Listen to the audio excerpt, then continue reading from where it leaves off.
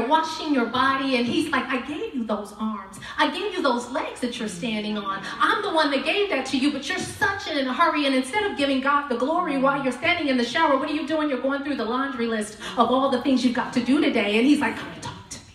Come and talk to me. And so you're showering, you wash yourself out, and you grab that towel that he blessed you with the money to be able to buy, and you dry yourself off, and then you go over and you pick out what kind of lotion, because in America, we have options. You pick out the lotion you want to lather your body with, because we, the black people, have ashy skin, and you, the white people, have dry skin sometimes, so we all need the lotion, amen? And so you're sitting there, and you're thinking about what you're going to put on, and you go into your closet, and you know how we do. I ain't got nothing to wear. And you got all these clothes, and I ain't got nothing to wear, and God is going, come and talk to me.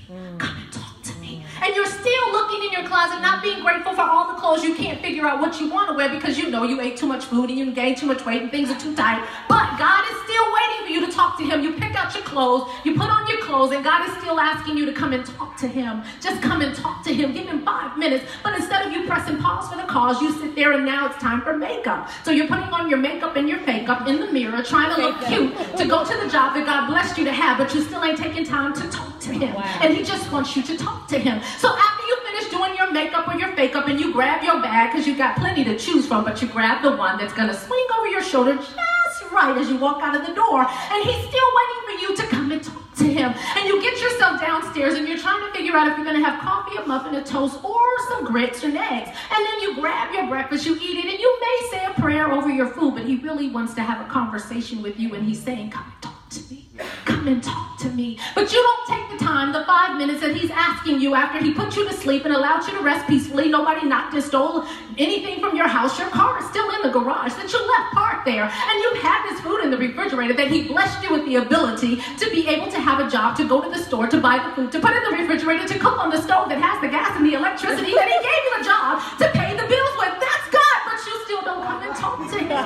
Come and talk to him. And so then you eat your food, you get in your car that he blessed you to have, and you drive to work because you already have gas in it because you don't want to be late, but he's still waiting, thinking, maybe she'll talk to me on her way to work. And so he's waiting for you to talk to him, and instead of you just being still and having a conversation with daddy, you trying to catch up on what Steve Harvey and I'm talking about, and maybe you tune in to Joel Osteen if you have Sirius XM, or you may listen to comedy because you know you got drama at the job. But what God wants to do for you, if you would take those 5 minutes to talk to him, is he will fill you to overflow. So by the time you get to your job, you would be so full of him that nothing and no drama would even distract you from the things he wants to do to you. But you won't stop and talk to him. Just talk to him. And so you will get come up on the road, and some guy comes over, and you're all upset, and you're all angry, and you're stressed out, and you get yourself to work, and now you got a bad attitude because some guy cuts you off on the road, and while he goes to work, and he's all happy, and he's all peppy because he don't even know he cut you off, but you got a God that if you would have just talked to him, he would have given you a peace that surpassed your understanding. So when the person cut you off, you would have been like, Lord, bless them. Maybe they were in a hurry. Lord, bless them so that they don't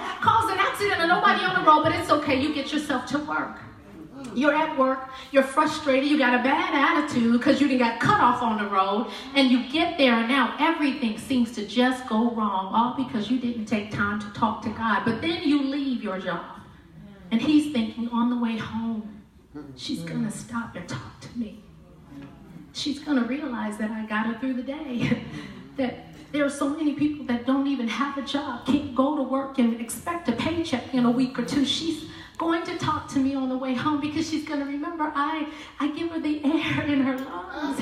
I'm the one that calls her to see with those beautiful brown or black or tan or green or contact eyes that she has. I'm the one that gives her the nail beds in which she has to write and sign the back of her paycheck. Surely she's going to talk to me. You get in the car, you drive all the way home, you fix dinner, you say a prayer over your food. But you still haven't stopped to talk to him. And so he's thinking, okay, before she goes to sleep, I'm sure she's going to stop and have a conversation with me because after all, I'm the one that kept her safe on the freeway when she got home, and I'm the one that let her house be standing, and everything is exactly how it was, even if the dishes were in the sink, because I love her that much. much. I protected her that much. And you get in the house, you eat your food, you wash your fancy dishes, and you go back upstairs, and you may watch TV, you may read a book, or you may make some phone calls, send some texts, or go on social media. And then God is still saying, but she ain't talking to me. And you're thinking because you're liking all the posts that talks about God, and you're writing things that talks about God, that you are in fact talking to God, but you're not, and he's still waiting. Come and talk to me, daughter, come and talk to me. And you get ready to lay down for bed, and he's hoping before you pull the sheets back that you'll bend your knees and say a prayer and thank him. But you get into bed and you start the laundry list of what you got to do tomorrow. And he's sitting there going, it's okay. Maybe tomorrow she'll talk to me.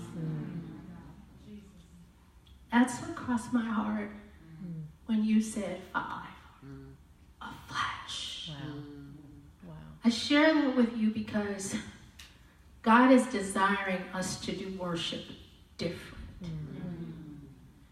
You want a different result? You got to worship him different. That's a PSA. That's free. At your house, not just in public. Begin to worship God differently, radically. Take the time. Make the time. If you ain't got time for God, you ain't got time. It's not just good enough to come to church on Sunday, come to retreats when they're scheduled, and maybe go to Bible study on Wednesday. Daddy wants some daddy-daughter time with you.